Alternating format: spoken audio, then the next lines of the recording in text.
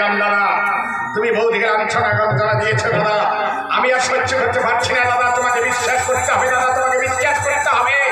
হ্যাঁ দাদা হ্যাঁ, তোমাকে বিশ্বাস করতে হবে।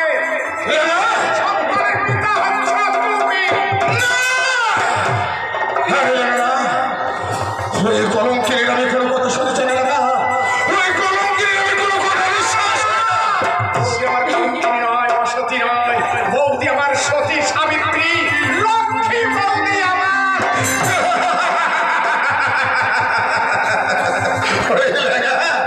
তোর বৌদি যদি সতী সাবিত্রী হয়ে থাকে, আমার বাড়িতে যাওয়ার পর তোর বৌদির গর্ভে সন্তানের অবদান থেকে। আমার মনে নেই দাদা, মনে নেই, পূর্বের কথা মনে নেই দাদা।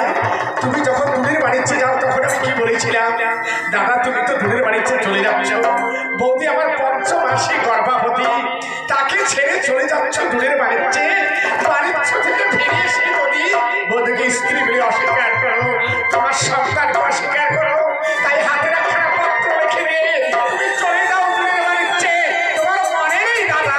না না রে না, তোর মুখের কথা আমি বিশ্বাস করি না, আমি উপযুক্ত প্রমাণ চাই। বিশ্বাস করবে না, তাই আমি পত্রখানা লিখে নিয়েছি। বেশ, আমি প্রমাণ এখন দিচ্ছি।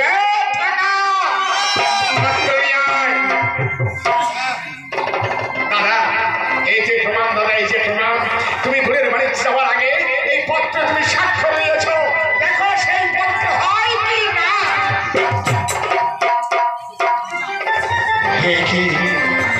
আমার হাতের লেখা বাড়িতে যাওয়ার পূর্বে শনিকার পঞ্চমাস, তুমি কি আমি ভুল করলাম?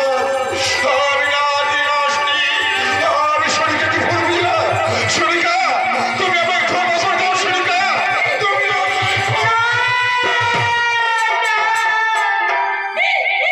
এই কথা বলে আরে আমাকে লজ্জা দিও না স্বামী, লজ্জা দিও না ভালোবাসা লাগে।